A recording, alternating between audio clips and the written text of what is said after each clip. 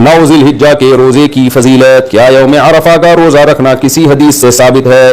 نیز عرفہ کا ایک روزہ سنت ہے یا 2؟ حبیب خان سعودی عرب سے.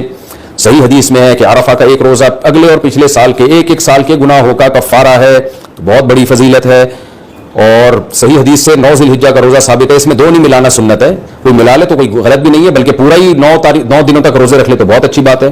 لیکن جیسے محرم میں ہم کرتے ہیں نا 9-10 محرم یا 10-11 محرم, تو ایسا ذی الحجہ میں نہیں ہے. صرف ایک روزہ بھی رکھ لیں گے 9 تاریخ کا تو سنت ادا ہو جائے گی.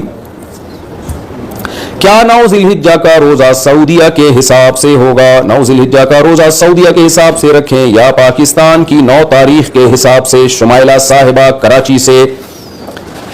دیکھیں جتنی بھی عبادتیں جن کا کسی دن یا وقت سے تعلق ہے وہ اسی ملک کے وقت کے حساب سے ہوں گی. ہماری عید الفطر ہمارے چاند کے حساب سے, ہماری عصر کی نماز یہاں جب عصر کا وقت داخل ہوگا, ہمارے ایام نہر جب یہاں 10 ذی الحجہ ہوگی, تو یہ کیسے ممکن ہے کہ ہمارا عرفہ ان کے حساب سے ہو؟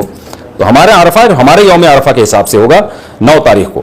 تو اب جن ملکوں میں 12 گھنٹے کا فرق ہے تو وہاں تو عرفہ کا دن ہی داخل نہیں ہوگا, حالانکہ سعودی عرب میں عرفہ کا دن شروع ہو چکا ہوگا, وہاں تو رات ہوگی.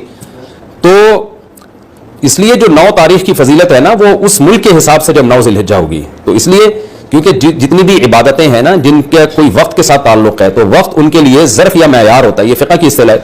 تو ظرف یا معیار یعنی سبب ہوتا ہے ان کے لیے. تو جب وہ سبب پایا جائے گا تو عبادت متوجہ ہوگی. تو سبب جس ملک میں جو تاریخ ہے وہی اس کا سبب ہے. جیسے فجر کا وقت جب یہاں داخل ہوگا تو یہاں فجر کا ہوگا, سعودیہ کے حساب سے ہم نہیں چلیں گے. ظہر یہاں کے حساب سے, عصر یہاں کے حساب سے, تو عیدین یہاں کے حساب سے, رمضان یہاں کے حساب سے, تو عرفہ بھی یہیں کے حساب سے, لیلۃ القدر بھی یہیں کے حساب سے ہوگی. ہر چیز یہیں کے حساب سے ہوگی. پھر